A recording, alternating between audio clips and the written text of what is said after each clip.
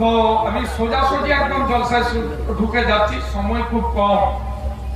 এই জন্য একটু তরকারির নুন চিখানো হবে আর লঙ্কার ঝাল দেখানো হবে, এতটুকু আলোচনা করে ছেড়ে দেবো ইনশাআল্লাহ।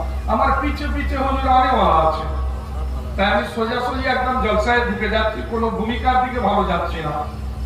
তো সর্বপ্রথম বিশ্ব স্রষ্টা রব্বুল আলামিন পালনহারার অসংখ্য প্রশংসা, যিনি বিদ্যমান বিরাজমান।